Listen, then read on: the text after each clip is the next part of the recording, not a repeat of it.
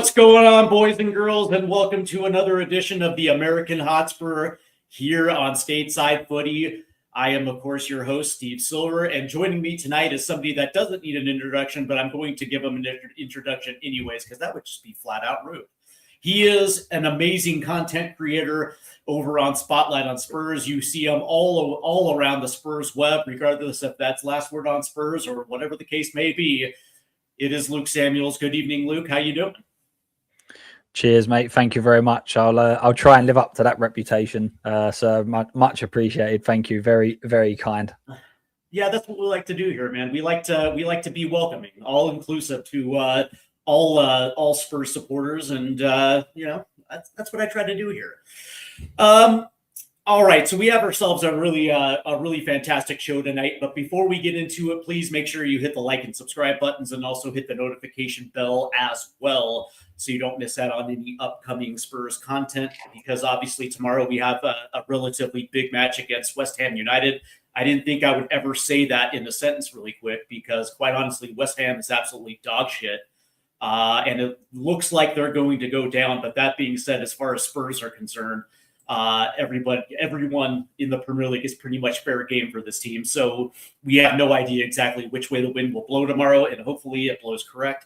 And we can kind of put to rest this whole Thomas Frank narrative. But that being said, Luke, let me tell you, if we go out there and drop a 2-1 or a 3-1 to a team like West Ham, it's probably only going to get worse. Yeah, definitely. Yeah. I think not just about the result. I think the performance has to improve as well. There has to be some sort of shining light that fans can hook onto, so that we can see that a corner's being turned. Sorry, like we've seen it for like 45 minutes at a time, but we haven't seen it consistently over a game. So we definitely need to make sure the performance as well as the result is there tomorrow. It's kind of interesting too, because when you see these type of performances, and this is not just like a one-off, this has actually been going on for the last 3 months, where we seemingly can't put together a full 90.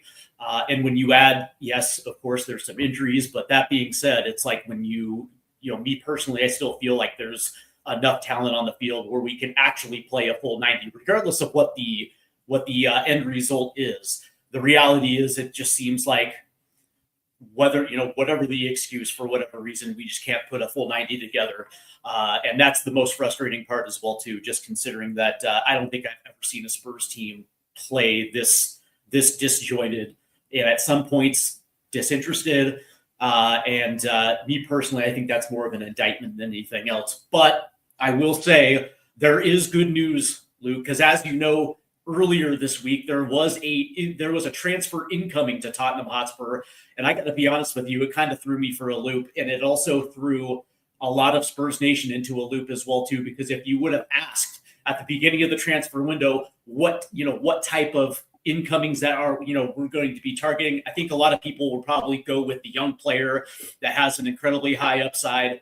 And when you look at just the way this team does business, it's an opportunity for them to get a young kid through the door, just like Souza, and then you kind of bank on him kicking on, and then we're going to resell him for a profit later on down the road. And I don't think I don't think any Spurs fans would be wrong if that was what they answered. But that being said, here we go. Conor Gallagher comes into the squad, and I got to be honest with you, the one of the biggest reasons why it kind of shook me for a loop is we don't get these type of players. Guys who are absolutely in their prime, Premier League ready, Champions League ready. These are the type of people, these are the type of players that over the course of the last 15, 20 years, we just didn't get. For whatever reason, whether it was the wages or whatever the case may be, this is not something that we have specifically targeted. And so from that standpoint, I think everybody was happy that Conor Gallagher came through the door. As a matter of fact, I'm sure I think he's slated to play tomorrow. But that being said, what was your first initial reaction when you heard the name Conor Gallagher? Well, I was actually on air when it broke. So that was quite quite funny. I was on Football Heritage TV with Sava. We was basically just having a bit of a chat just about the ownership, the lack of signings, how we've not really shown any intent. And while we're live, Sava said, "Oh, hang on a minute. We've just announced that we've hijacked the deal, and it looks like Conor Gallagher's on his way." So I was literally on air to talk about it while when the news came through, and I think it's a very, very solid signing. He is a player that will come in and improve that 11 immediately, which I think we've not done enough for our signings recently. Go back in and looking at the last 3 windows under Poch, you brought in one player in Solanke that improved the 11. Everybody else was a squad player, rotation player, or youngster with potential, like you've already mentioned. So this is a player for me that is probably our best midfielder. Immediately, the second he comes in, I can understand there was a lot of on X more than anywhere else. There was a lot of people saying that this isn't the profile of player that we need. And although I agree in terms of we definitely need a ball playing midfielder in that central midfield, I've criticised the club for not buying players that are better than what we currently have, and this guy is definitely better than what we currently have. I'm a massive fan. I think he's got exactly what we need in this squad. If you speak to fans after games, they don't show enough heart, they don't show enough passion, they don't get around the pitch enough, they don't hassle enough, they don't nuisance enough, and he is going to give all of those things. A lot of fans will say that we lack leadership. He's been a captain at Chelsea. He's worked under some great coaches. Simeone would be a great experience for a player. So he brings a lot of what we need and what the fans have been crying out for. So yeah, I'm absolutely on board. What I'm not on board is if he's the only one that comes through the door, or if we don't go and get other players to improve this squad, because he doesn't fix many issues that we've got. Unfortunately, we've got some more issues that we need to make sure are sorted.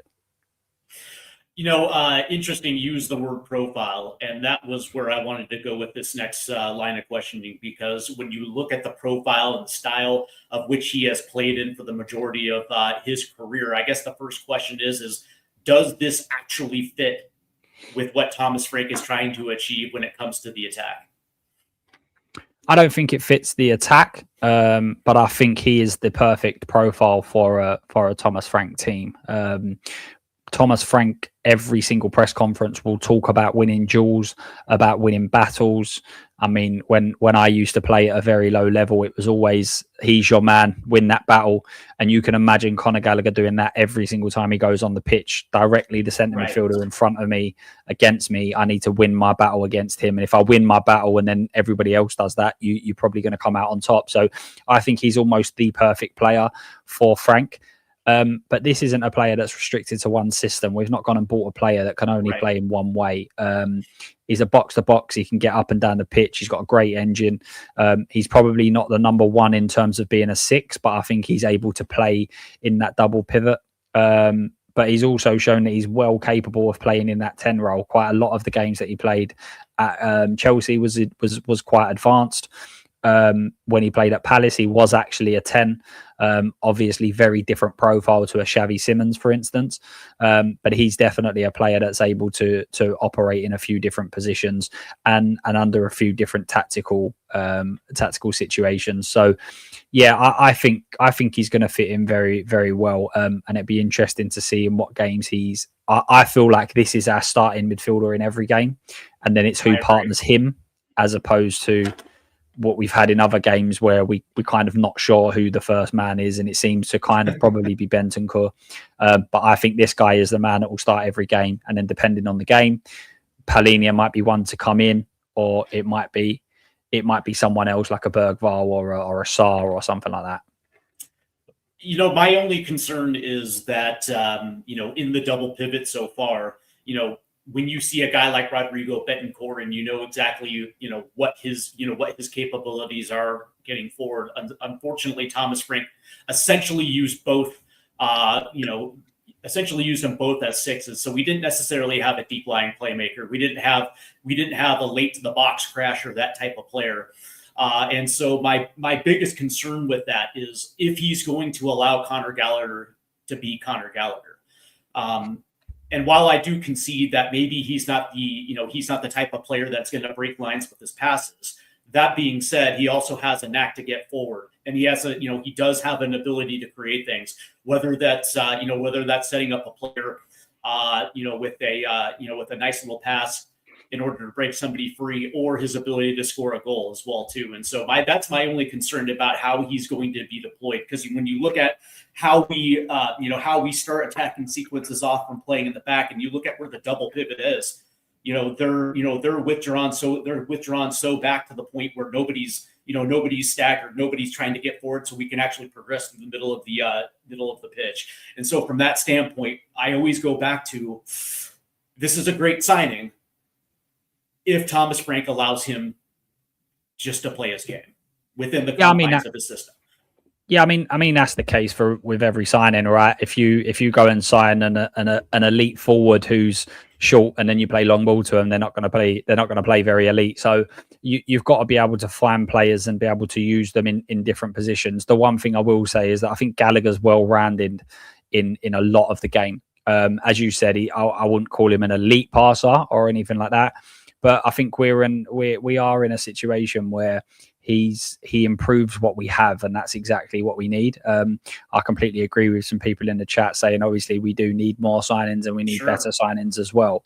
But as I say, he's better than what we have.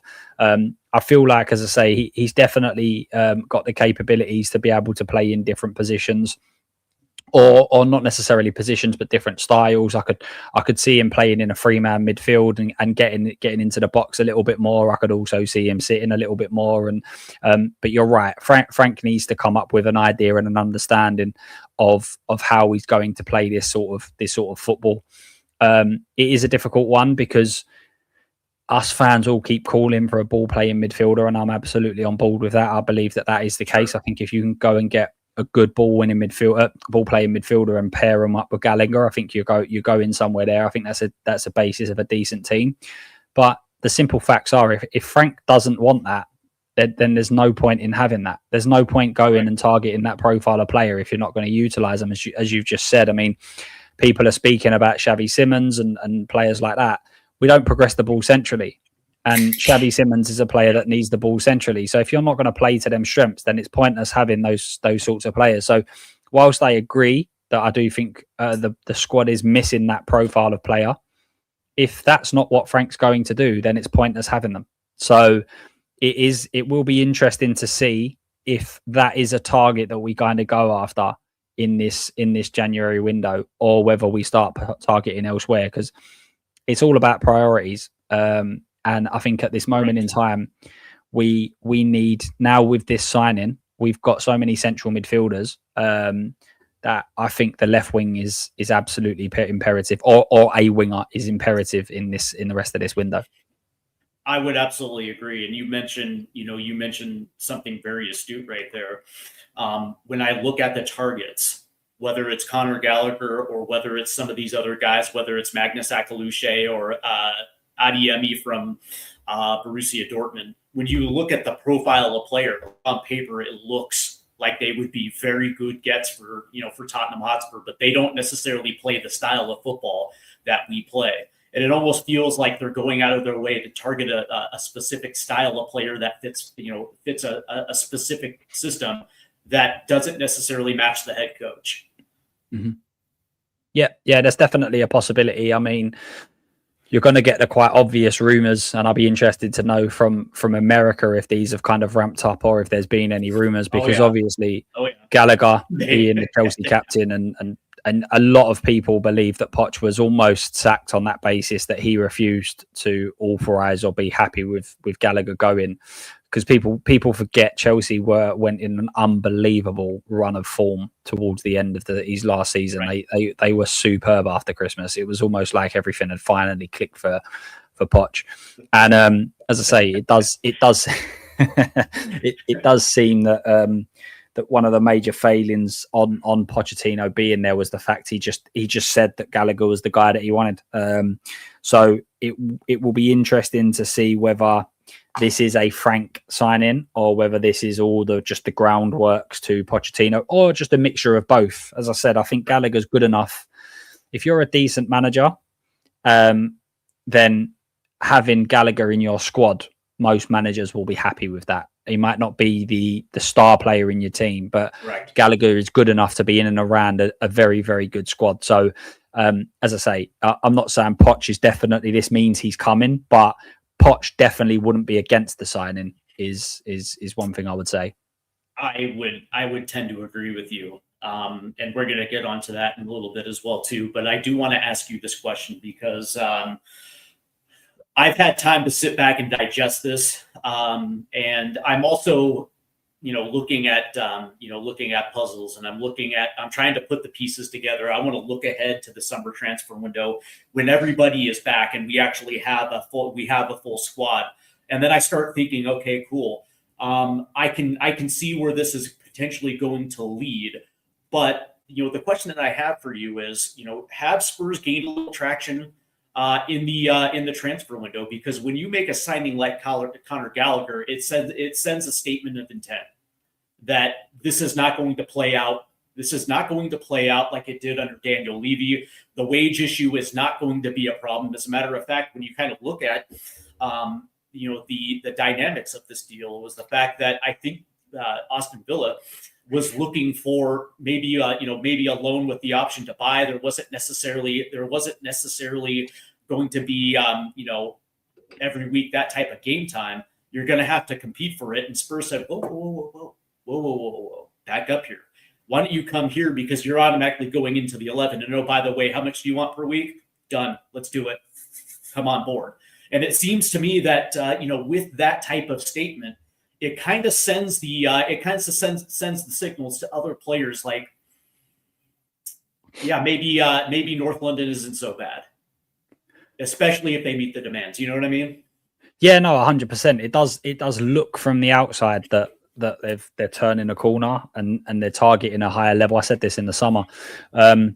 I'm absolutely okay with missing out. Obviously, there was a big drama about missing out on Eze, which was disappointing. But I'm absolutely okay missing out on certain players if they're going to Arsenal's, if they're going to Cities, if they're going to Liverpool's, and they're going to these huge clubs.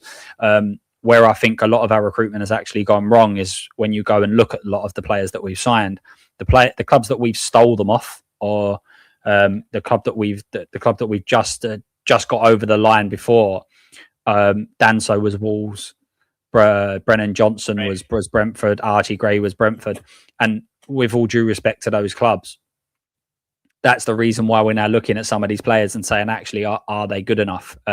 Whereas if Manchester City's coming in for you, if Arsenal are coming in for you, then you're probably a decent signing. Obviously, we've kind of jumped between. We where we were shopping because of the wages mainly. We were shopping in that 6 to 8 category in terms of the Premier League. So we was the big fish to a lot of the teams below us. And now, if we're trying to target in a better market, we now drop to the bottom of that pecking order. So we need to utilize other ways of being able to get players over the line. And you're exactly right. If you go and look at Villa's project, you go and look at Villa's team and players, the manager and everything else, it's definitely a club that is on the up and you would be excited to join. Right. However, as you've mentioned, how many games is he going to play? You've got a World Cup coming up, that sort of thing. It's not in London, which is a massive pull, whether that's something that should or shouldn't be, the stadium and everything else. So we need to use everything. So I'm glad that they've gone in and said, listen, well, I'm hoping they've gone in and said, listen, you're going to be our main guy in this midfield and we're going to build around you. So absolutely, I'm fine with that. And as I said, in the summer, targeting a higher level of player is fantastic. The problem is that we need to keep bringing these players in. Obviously, 4 were brought in the summer. Conor Gallagher's come in. That's 5. But you could still say that there's 3 or 4 around that team, particularly the starting 11, that need to also come in and be at that level. So, yes, it is a bit of a sign, but consistency is key, right? It's okay breaking that barrier once. And you could also argue, if you look in it in a sort of negative way, you could turn around and say, is that the wages that has just replaced Son? So therefore not actually spending much more than what they were originally, because Son was on, 200 grand. So it depends on how you'd like to play. I always try to be optimistic in these sorts of situations. So let's hope. But they've got a couple more weeks to go out and get someone seriously over the line that's a top level winger. And as I say, if they don't do that, then for me, this window's shown absolutely no ambition. But again, if you go and get one more signing, then you could argue, well, it's shown some good ambition. So it depends, and it's hard to judge until we get to the end of the window, unfortunately. I would definitely agree with that. It's interesting too, because when you look at the targets that seem to be, and when I look at it, it's like, okay, cool. I don't necessarily like to take rumor for face value, but it seems like, the old saying, Luke, when there's smoke, there's fire. And it feels like Magnus Akaluche or Akalush is a very big primary target of Spurs.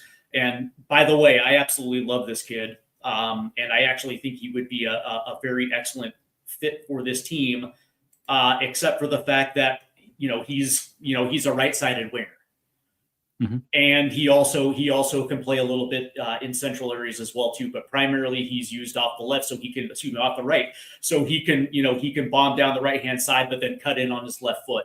And that is not necessarily the way that we like to deploy our wingers. As a matter of fact, Thomas likes his wingers to hug the touchline. But there's also the other problem with this is that initially he probably would start on the right hand side, and then we have Mohamed Kudus coming back eventually a little bit later, which means you're going to have to switch him to the left-hand side. And for a player that is, primarily one-sided, now the old adage is if you can play the right, you can play the left. He's a left footer. So from that standpoint, a lot of people would say, well, it probably might make a natural switch to the left-hand side. But that being said, one of the things I do not want to see is you bring in a kid who's come into the Premier League for the first time, and now all of a sudden you have to learn a new system. But then when Mohamed Kudus comes back, you're going to have to switch to the left-hand side, which is not a position that's, it's something that he probably would be comfortable with.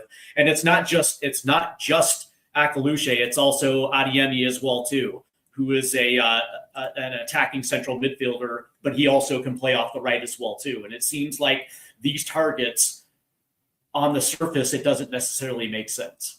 Even if we like the players, it just, for me, I'm like, Yeah, and I think that was what some people were arguing about Conor Gallagher, is the fact that he's a similar profile to what we already have, albeit I think he's a level above what we currently have.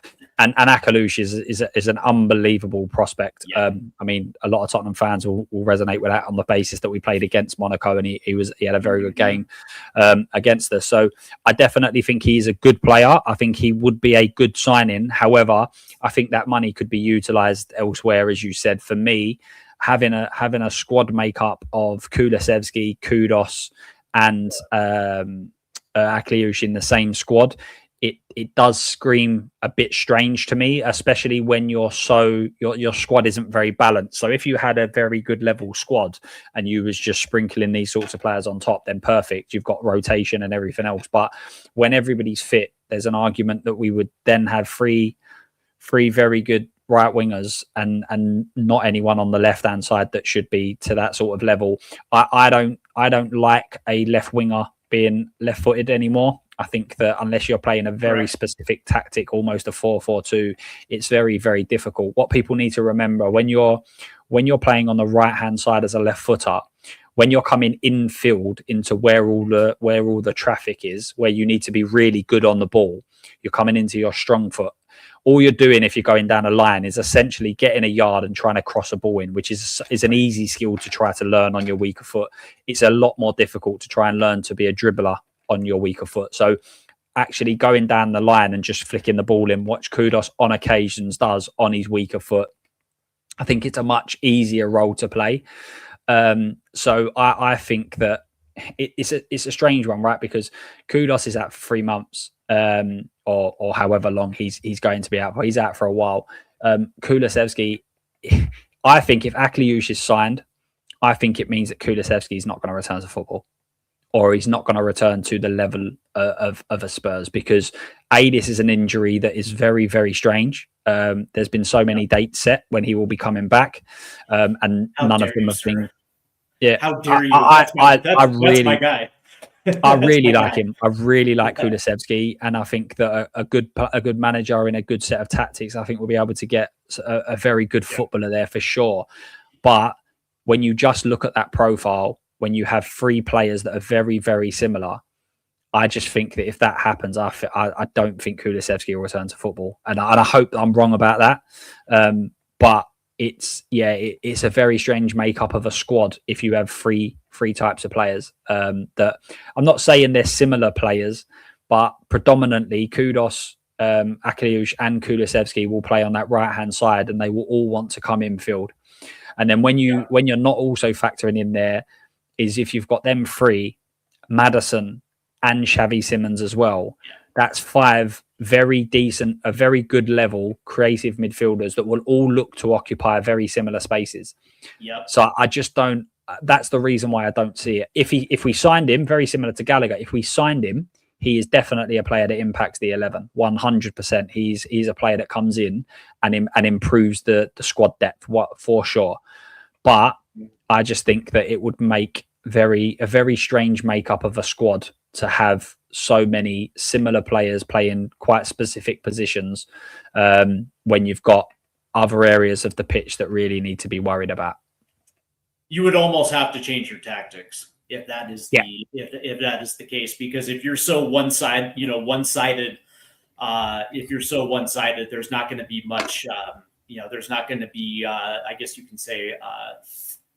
There's not going to be a big differential as far as teams, how they set up against you, because they know exactly which side of the pitch you're going to be attacking, especially if you have those type of players.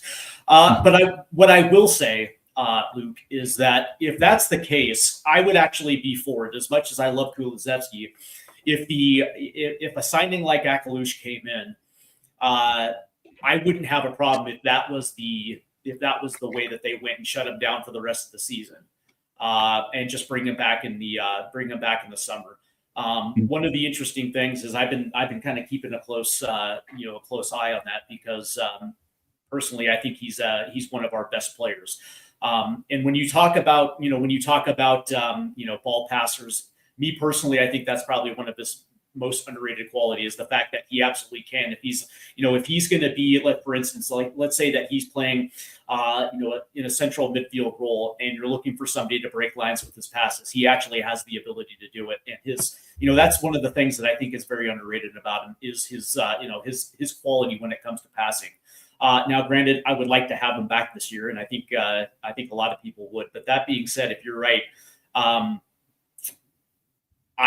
wouldn't have a problem if they just decided to shut him down for the rest of the year just to have him back next year.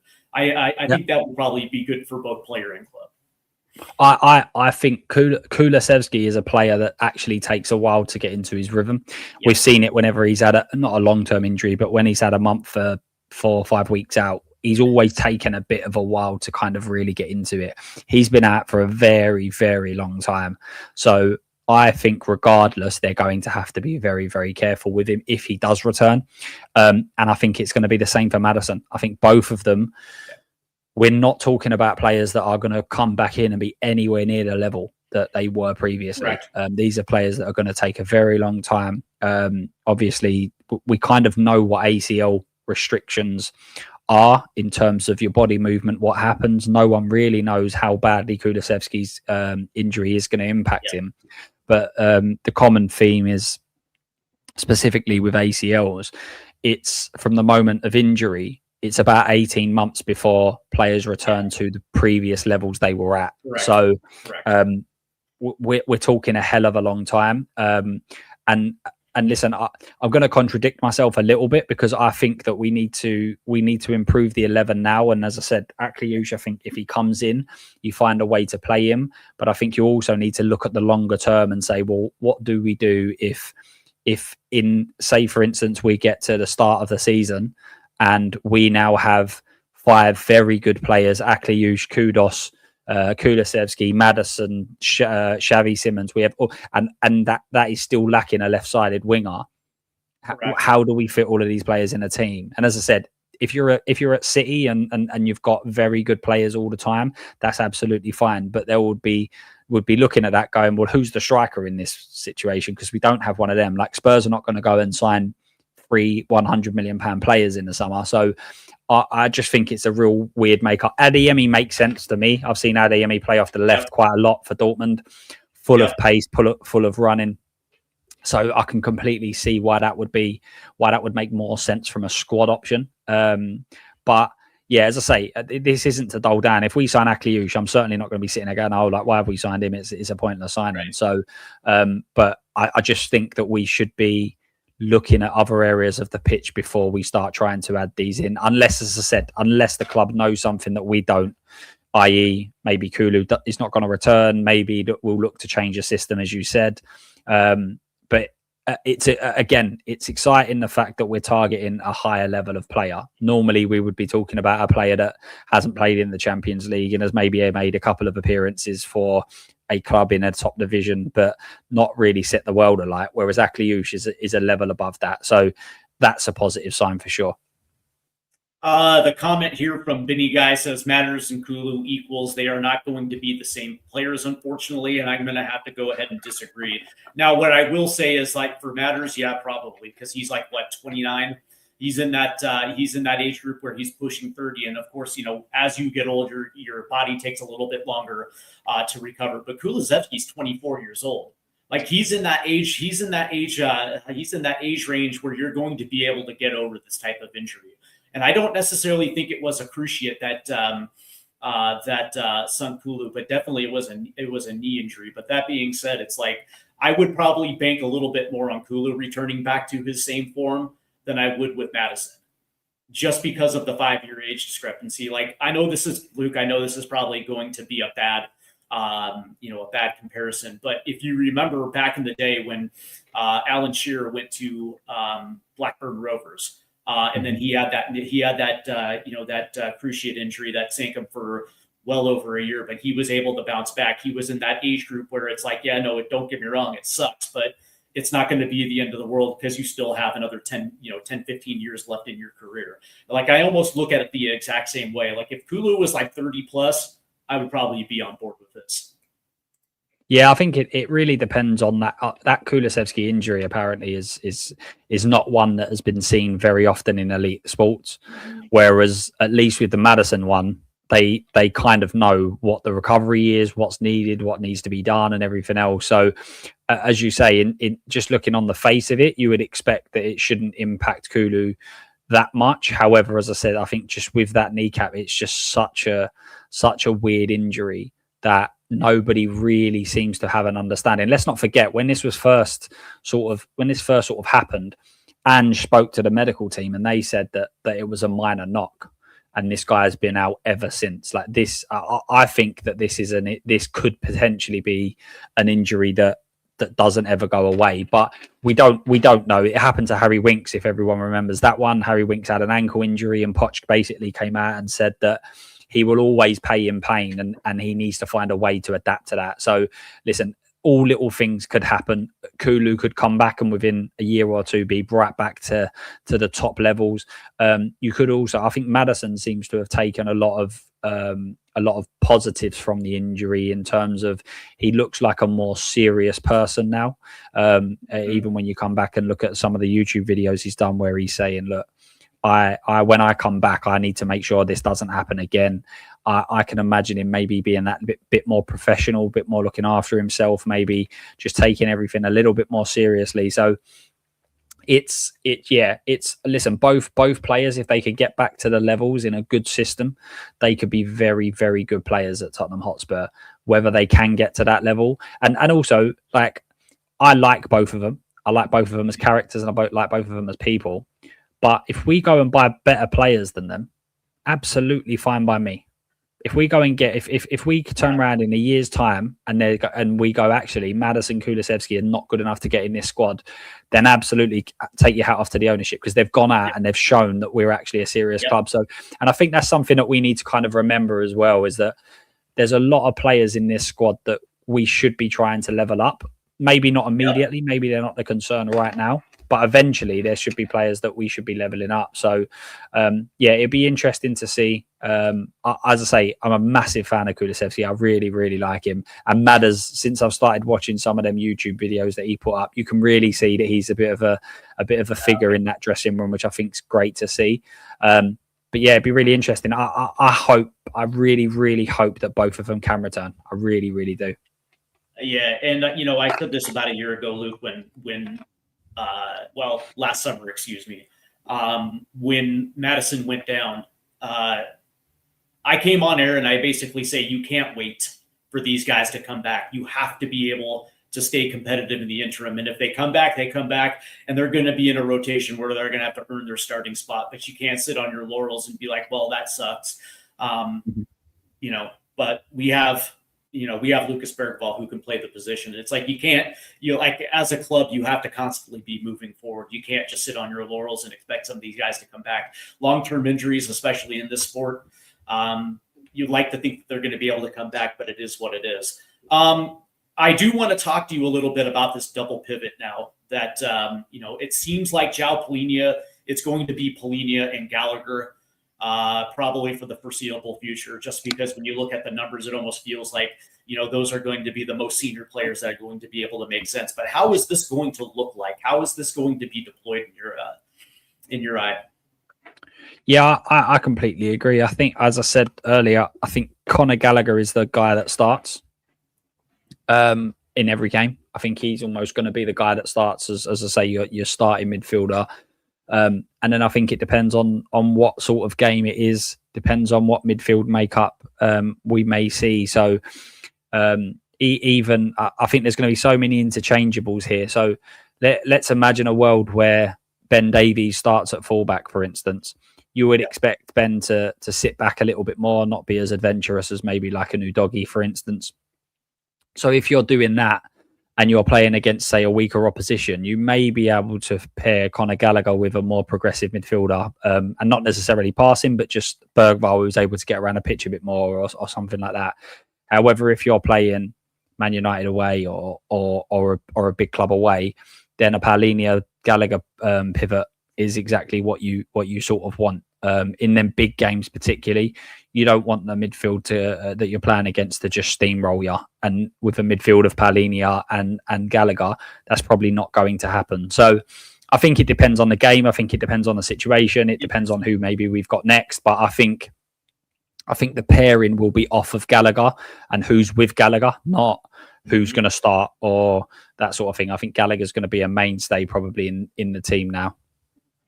I would like to see a run of like 5-6 games where where Palhinha, Gallagher, and Xavi are the midfield trio. One of the things that has absolutely chapped my ass this year is the heavy rotation when it came into the midfield, and there was no cohesion, there was no chemistry outside of Betancourt and Palhinha.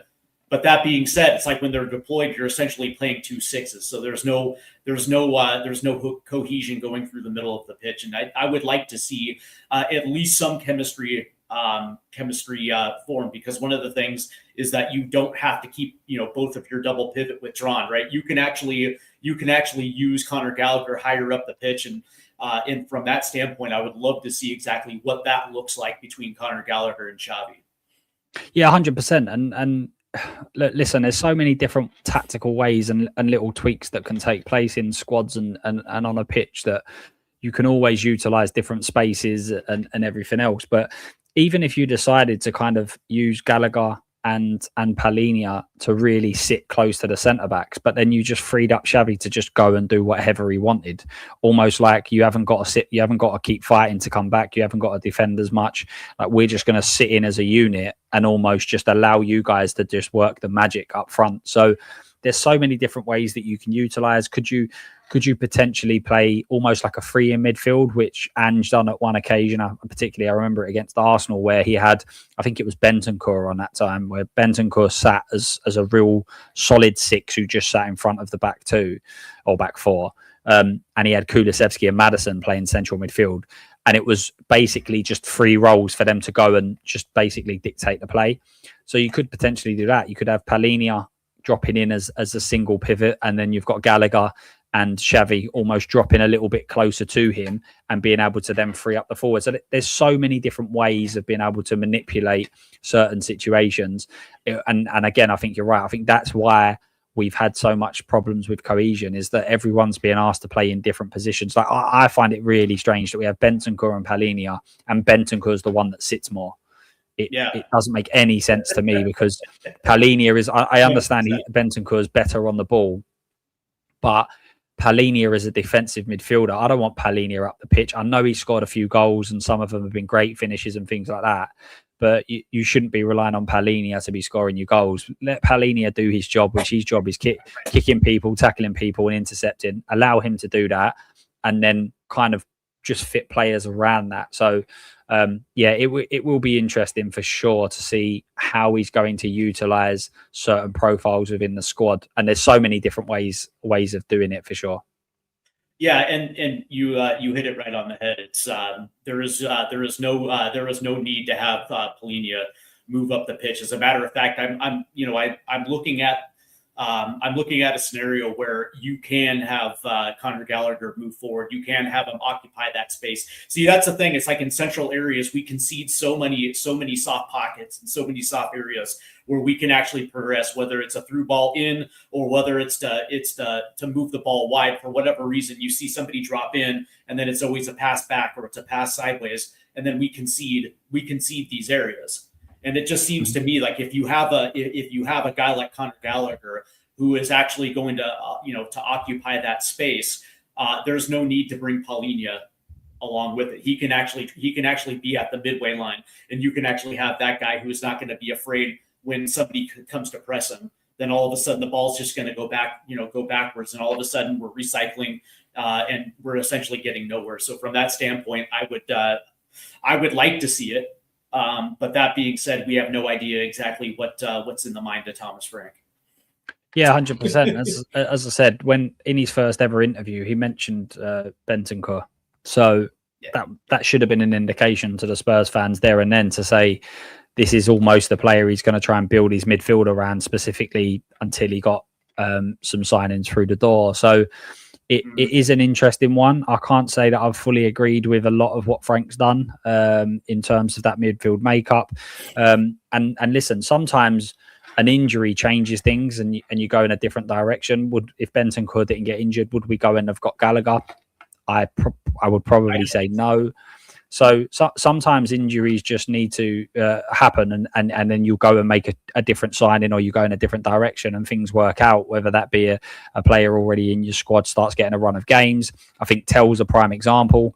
Obviously, Johnson was sold. Kudos got an injury. Tell's played a few games, and for me, he's been one of the better forwards. So yeah. Sometimes you just need to that needs to happen. And as you said earlier, in regards to when players get injured, you can't wait around for players. I mean, Rodri was injured for City, and they went and signed Nico Gonzalez almost immediately, saying, right, he's a player that we need to go and get. And obviously Rodri's the best player in the world. So, and then City have an abundance of talent everywhere. So they didn't wait around. They went and signed a player. So I think that's what we need to do. But as I say, it's really, really interesting to see where the next target is, because not many of the names, we're obviously not getting a lot of media coverage in terms of who we're actually going after. It's very much tentative, like Spurs are sort of interested. There's no real like progression in that. So it'd be interesting to see if we are serious about getting anyone else over the line, what sort of direction they're looking to go.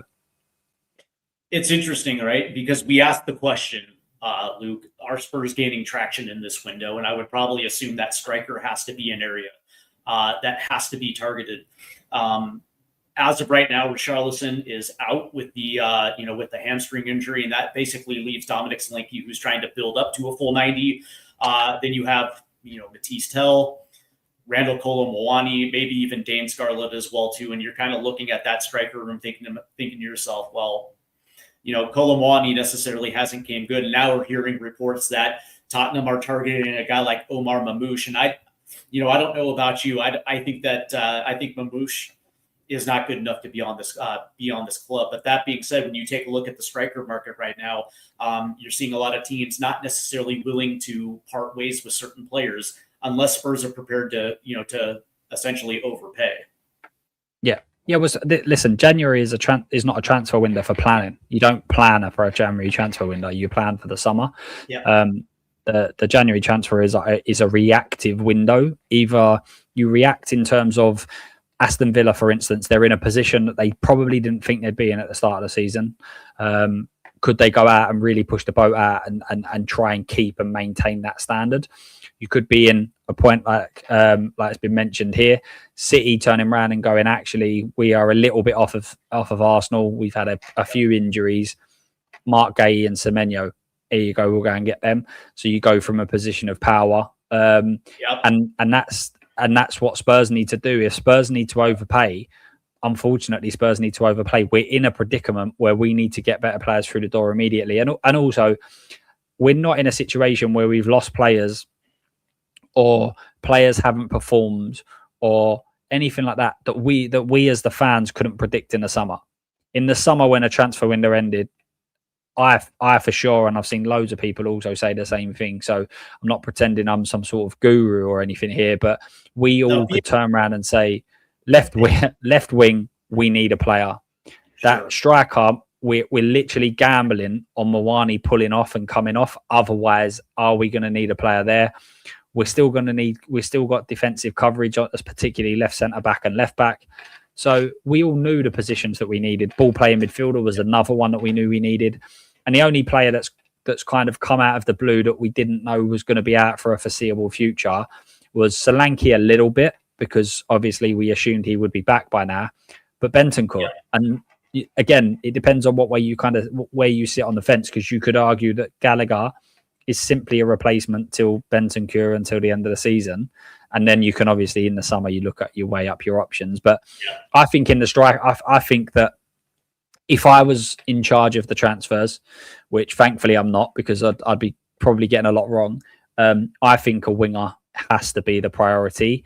And I don't mean it has to be the priority in terms of if we get someone, it should be a winger. I mean, a winger has to be signed in this January transfer window. If we don't get a winger through the door, I think that we've massively let down not only Frank, but I think we've let down the fans as well, because this squad currently at this moment in time, with the injuries, with everything going on, is not going to be able to just change things around and all of a sudden we can go up the table 5, 6, 7 places. It's just not going to happen. Is there a name out there that you like, that you would think that there's a good match for player and club? I think the problem is that as fans, we guess what we think the club wants. So, for instance, if you're looking at a situation where you're saying we're potentially moving Frank on in the summer, then for me, we go for a short-term option. So Ademola Lookman would probably be a player that I would look to sign.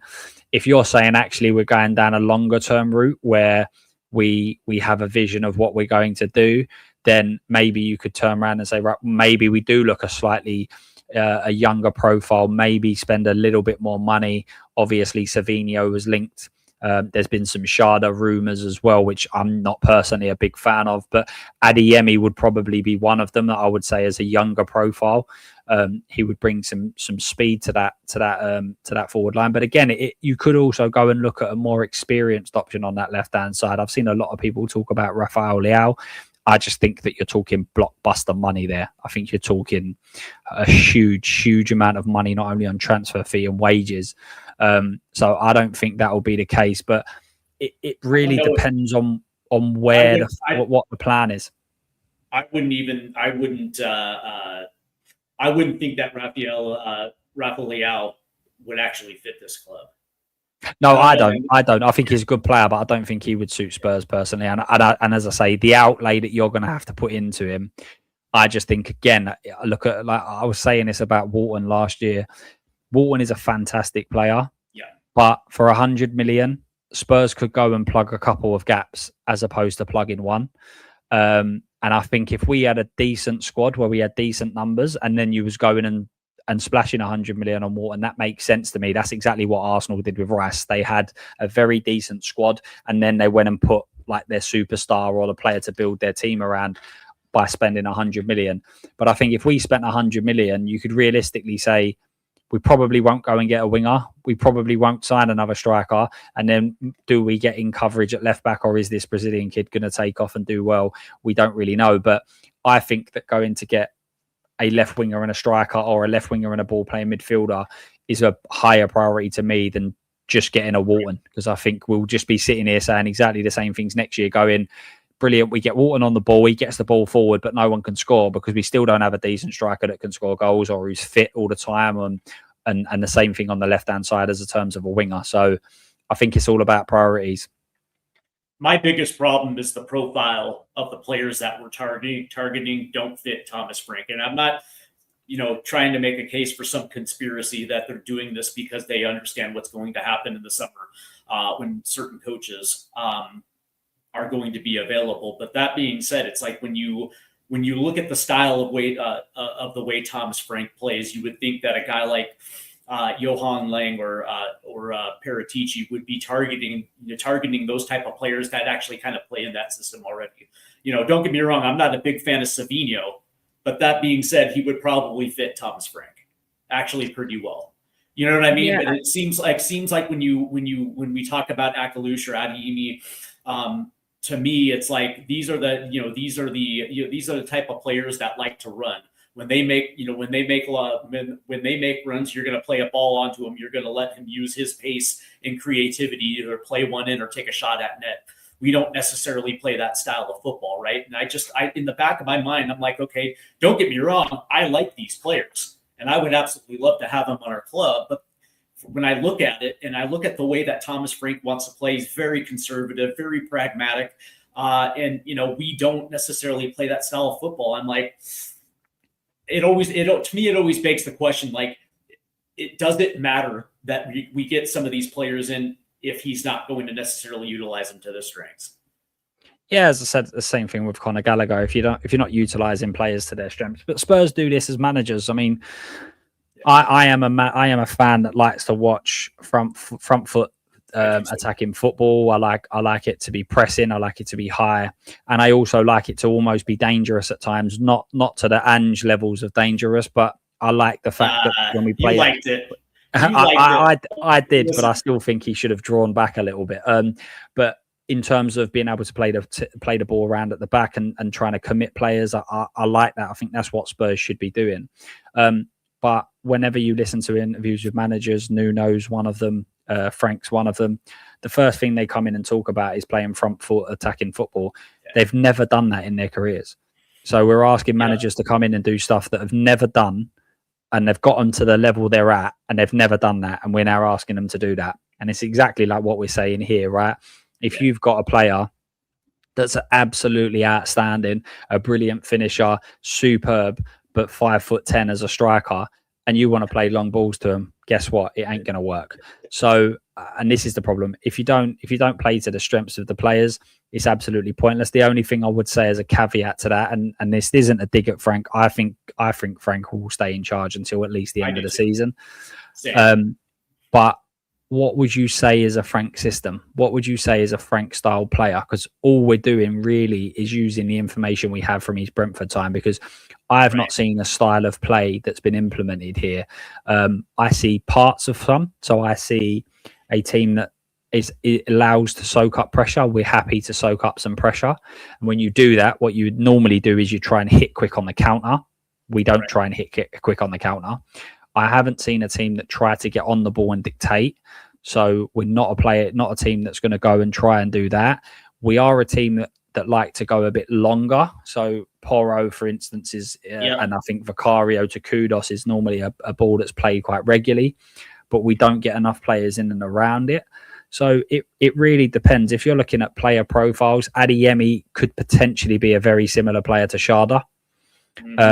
Mbeumo, you could argue Kudos is a sort of Mbeumo sort of player if he was a little bit more direct, and then Solanke being the finisher up front. So if we got Adeyemi over the line, Solanke got fit, does it start more looking like Brentford's? I don't mean the quality, I just mean the profile. It looks more like a Brentford profile for sure, but I don't know whether that's what Frank's looking to do. Is he looking to bring Brentford tactics to Spurs? Is he looking to, like he said, become more attacking, dominate the ball a little bit more? Is it the players that are letting him down, or is he restricting the players from delivering the sort of performances the fans want? And I think that's part of it. If we go and get a good left winger in January. If Solanke gets to a place where he's starting games regularly, there is no excuses. There's no more excuses. We can't sit there and say it's because the players, it's because of this. It will be because Frank's not nurtured or put tactics in that have worked for this group of players, and that's absolutely fine. As long as if we're sacking a manager after giving them tools to succeed, then that's not on the club. However, if we're sacking managers because we've not backed them correctly, then that is on the club, regardless whether the manager was going to work or not. Very well said. I get the impression that Thomas Frank kind of wants to play a little bit like Arne Slot, which is this high possession in the buildup where you have waves of possession where you're going to be putting yourself in a position to take high quality shots at net, right? Which is interesting because when you look at Spurs right now, I think they're leading the league in high percentage chances, but the problem is they don't create enough of those, and so from that standpoint, it is what it is. But I get the impression that's, because Arne Slot is captivated with, Luis Enrique down in PSG. They play this brand of total football. And when I see it and I see some of the things that he wants to do, I get the impression that is the way that he is trying to play, which is a lot of coaches, obviously a lot of coaches are trying to do that as well too. But I will say that you're absolutely right. It's going to be interesting too, because me personally, I don't think it's going to work. I've been wrong, and maybe it does work, and maybe you're right. When we get a couple guys back, and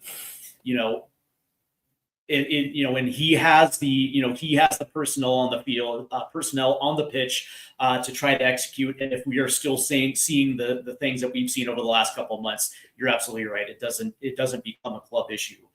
It becomes a coach. But that being said, I look at it and I'm like, dude, I really don't want to invest to have a team look like Brentford.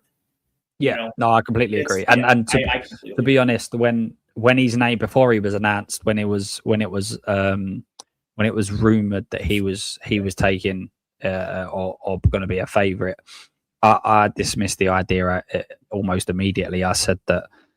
And actually, again, I'm not saying that I'm right, because I could have just as easily been wrong. But I said that for me, he would be too adaptable. He'd want to move players around too much. He'd want to have different games because we're coming up against different oppositions, and he'd want to counteract what they're good at by trying to utilise and stop that and neutralise by adopting different midfields and team selections. And that's exactly what's happened. I said he's going to be far too defensive. We're not going to like that as a fan base.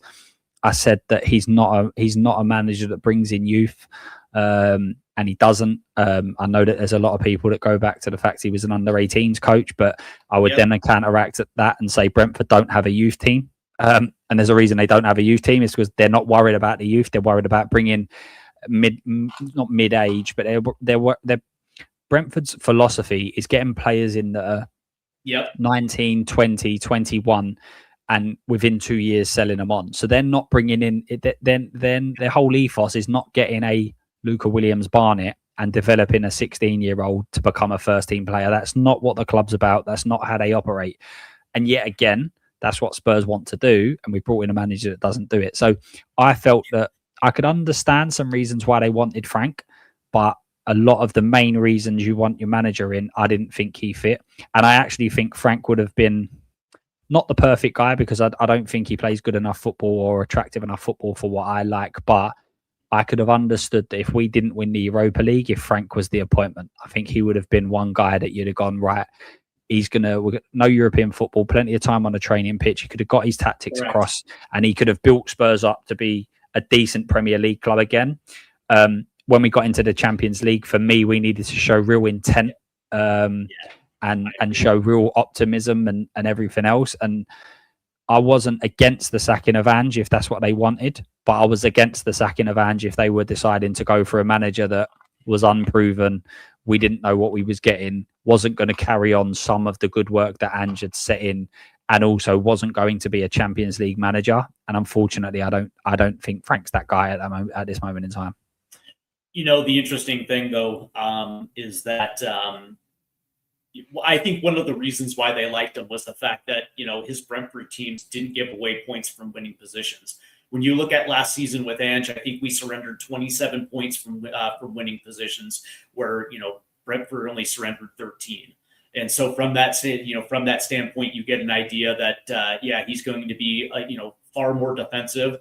But that being said, you would look at the way that Brentford was scoring goals last season.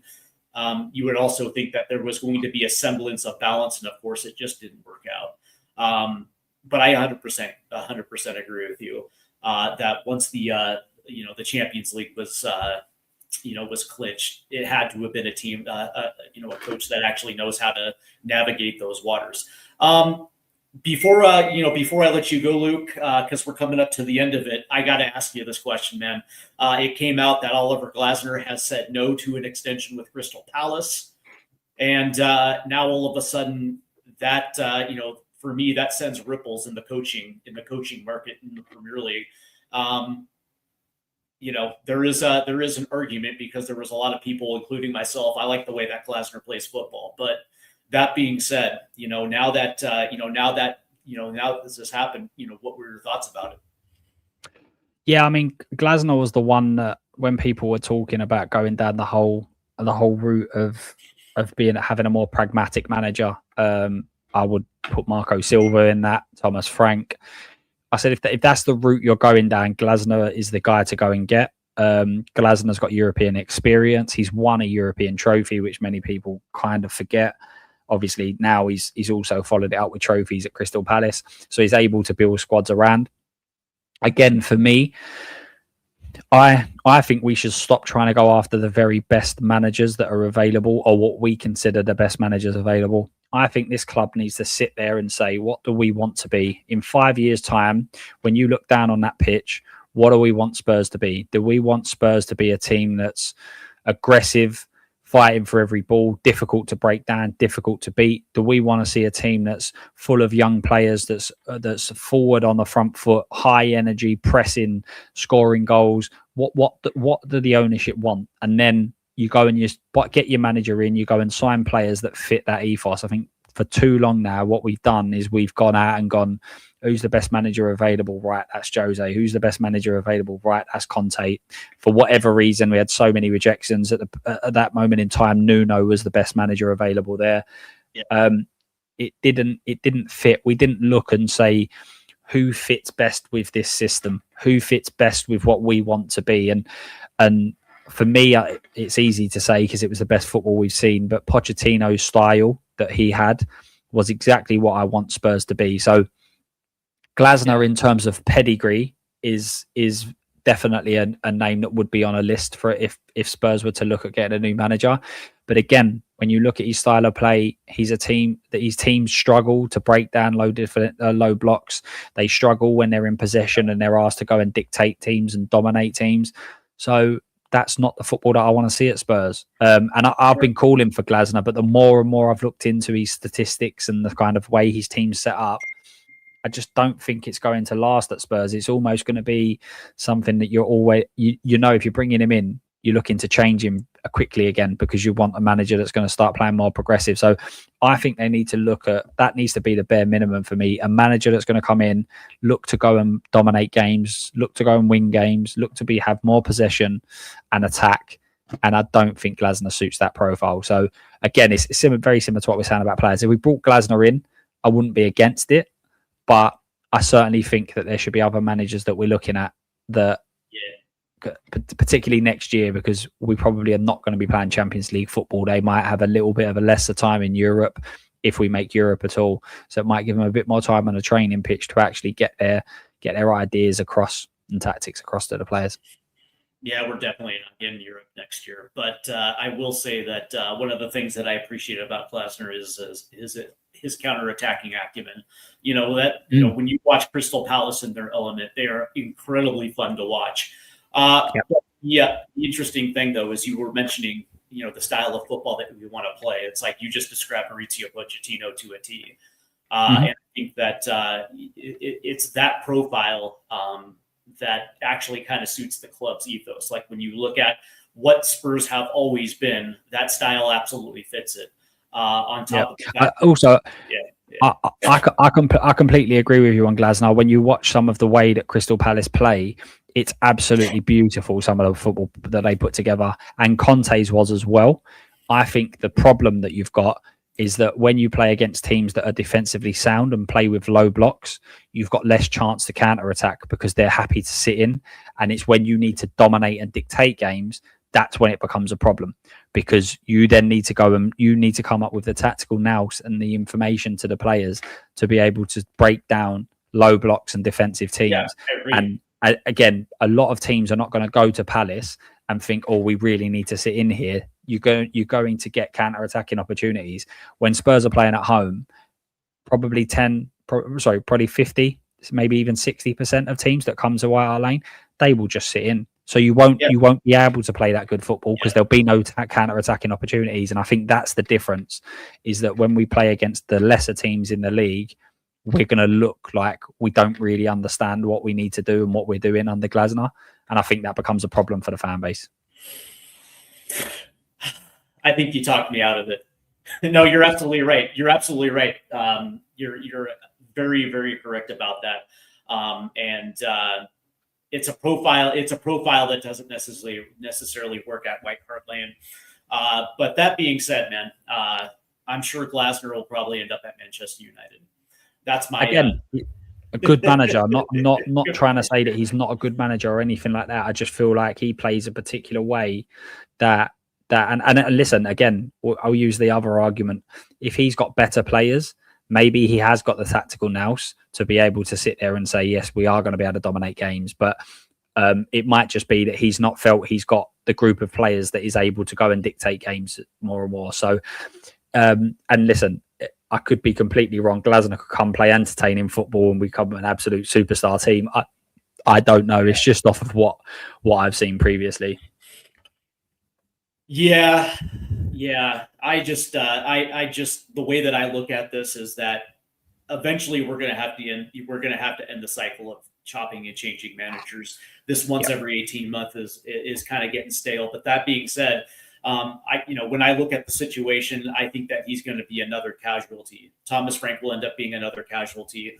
And when you look at what's going to be available, there is probably going to be an argument that there's going to be a change.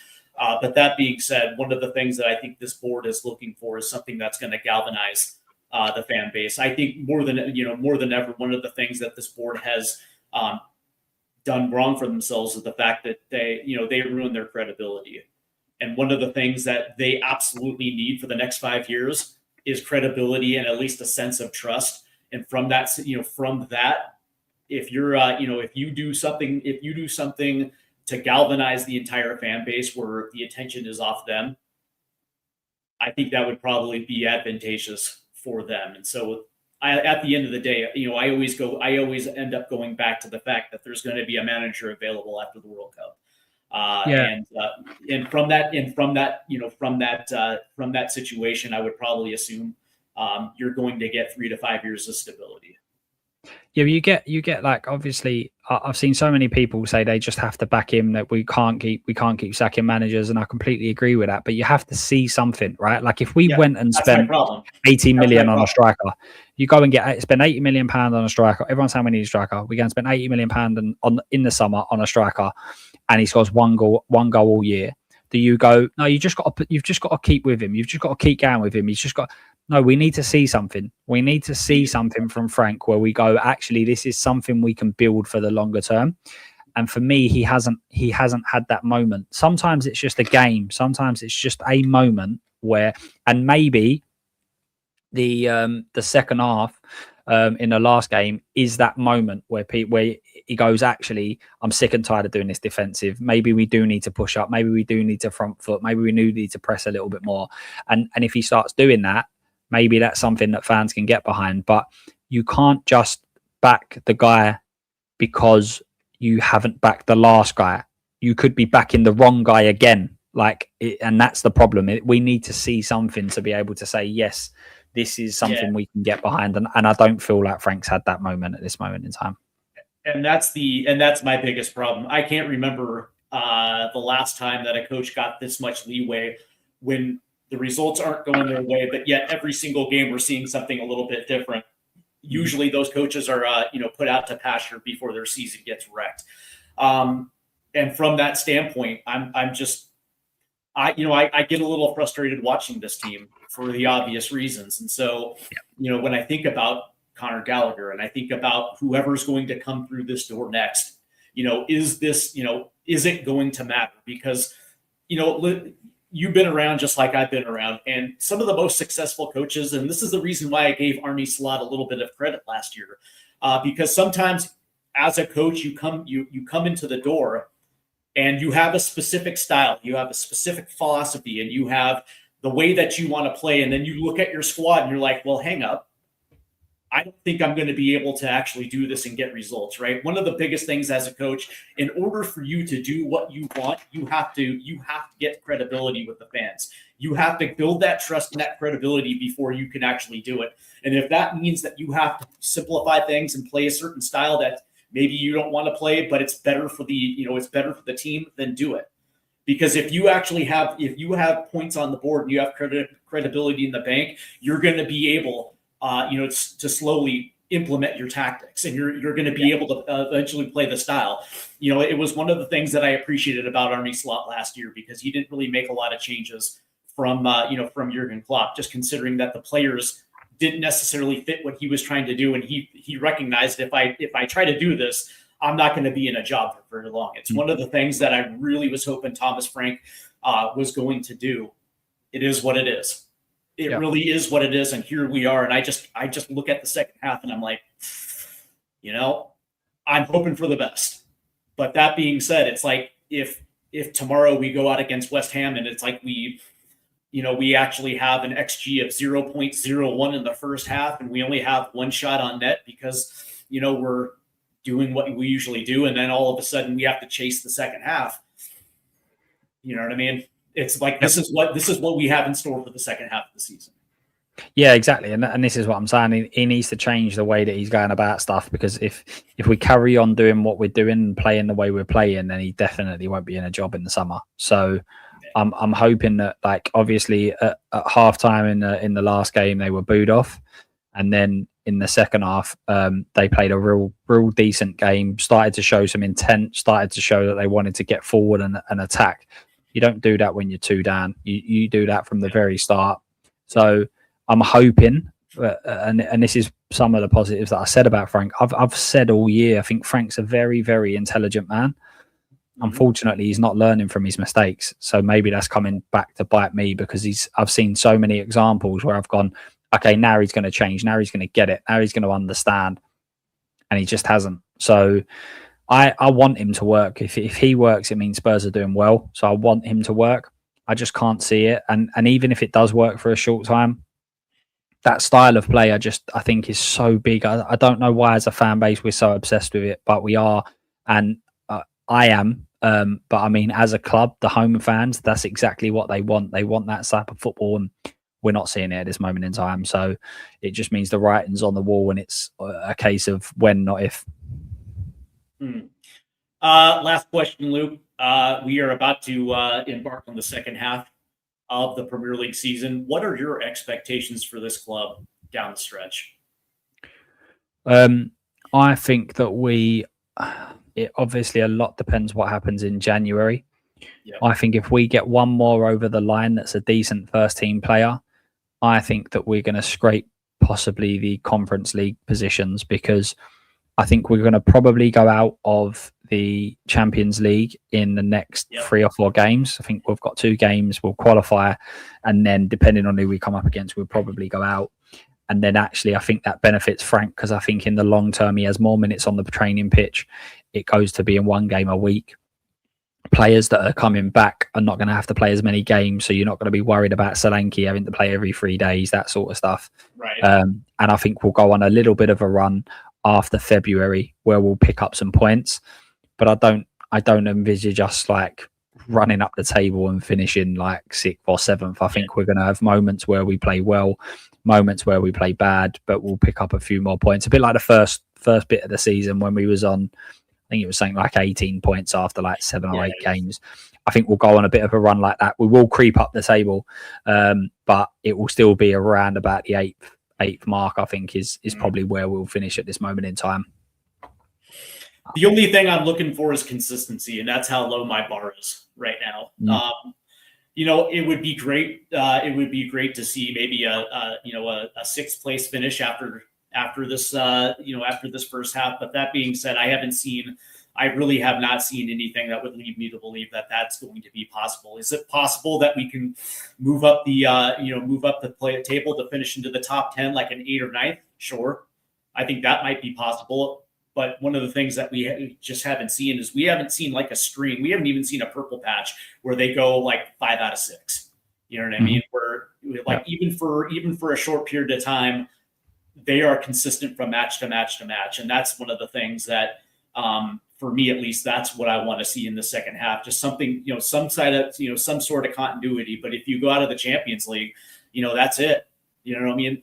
That's it. There's nothing left to play for. And so from that standpoint, maybe they rally around it. But I get the impression that there's certain players that don't necessarily like the way that Thomas Frank plays ball. And I would hate to accuse players of specifically not trying because you don't like your loss.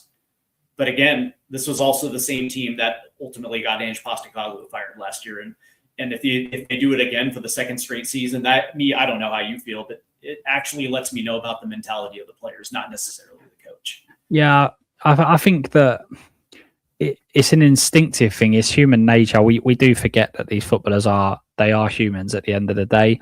If you're going into work and you're speaking to someone and you're being trained by someone that inspires you, that provides you with a decent level that you can get on board with tactically, that's one thing. But if you are going in and listen, there will be people in every changing room that don't agree with what the manager's saying. These elite levels, you've only got to drop off 5%, and there's a huge difference in that 5%. So I think that there will be a reason that certain players are not performing at the levels that are required because they might feel that it's not going the way that they want it to. And I'm not saying it's an excuse. I think that it's just a bit of human nature. That's just what happens. You take your eye off the ball just that ever so slightly, and this is what happens. But again, that comes back to making the right appointment from a managerial point of view. And it'll be, as I say, it'll be the same if you went and spoke to about Ange. I'm sure a lot of players would say that he weren't their cup of tea. He didn't sound like he was actually the most talkative of managers in terms of like really close relationship with players. So I'm sure there would be players that would have said the same thing about him. So every manager has its own little quirks and negatives as well. But yeah, I think there are a few players that are sitting here going, if he's the guy next year, I'm not going to be at Spurs, unfortunately. Right. And my biggest issue is like your reputation as a player actually changes if you're one of those type of guys, right? You would think that even, there's been a multitude of clubs that, had coaches that they didn't like, but they still went out there and played because at the end of the day, that's your reputation. And if you get that, reputation where you're selective as a player, or because you're partial to some guy's tactics versus the other, ultimately that's going to come and bite you in your ass. Me personally, I wouldn't want a player that selectively picks and chooses when he wants to show up. That's just me. But Luke, that's going to do it for us. Quickly, what's coming up on Spotlight on Spurs? So we've got regular shows all every Thursday. We have a show at 9:30 UK time, talking all things Tottenham Hotspur. During the transfer window, we're also doing some live streams as well on Sunday evenings. Just again to go over what we hope towards the end of the transfer window will be plenty of transfers and new signings coming through the door. So yeah, at the moment through January, we going live a couple of times a week. There's always something to talk about with Spurs. So just going into details, we've got all different guests coming on. I believe you're joining us is it next week? Yeah, it's coming up, I believe on the 25th, right? Yeah, you and I think that's Yeah, that's it. 25th Sunday. Got all different guests coming on, all different points of views. I'm not a channel that likes to just have specific views or anything like that on. So everyone's kind of welcome to kind of come on and give views. And yeah, just talking all things for for our crazy club, really. So I really appreciate you letting me come on. Enjoyed it talking, especially getting that bit of a Pochettino vibe from the American fans in the chat and things. So thanks again for having me on. I really appreciate it. Yeah, and by the way, I think the American fans have kind of grown used to and accustomed to Mauricio Pochettino and the way that he speaks to the fans and the way that his hardline approach, where it's like these are the expectations, and if you meet them, fantastic, you'll play, and if not, you're probably not going to be a part of this. And it's interesting enough, it was a lot of American fans didn't think that he would fit because he doesn't understand the American culture and all this other nonsense. But he also, like, in a roundabout way, he actually met the standard of what American coaches are supposed to be. And so from that standpoint, I think American fans appreciate it, but he's going to be gone after the World Cup, so it is what it is. Before we go, make sure you hit the like and subscribe buttons and also hit the notification bell, as we have a lot of cool stuff coming up this weekend. I believe we have the Hotspur live stream tomorrow. And then on Sunday, we have a weekend wrap up with Dermatron, who's going to be coming on. So that should be fun. So make sure you hit that like and subscribe button, but also head over to Spotlight on Spurs and make sure you give show Luke some love because his channel is absolutely fantastic. So, all right, that's going to do it for us. Luke, I want to say thank you again. And I do want to thank you to those that were tuning in and also those that participated in the chat. The Vinny guy and the Carl Slim Blues of the world, man. I do appreciate the love and support, man. And we will see you pretty shortly. So you guys enjoy your Friday evening. Make sure you're responsible. I know it's Friday. People like to drink, but be responsible. I'm just messing with you guys. Have a good night, guys. Take care.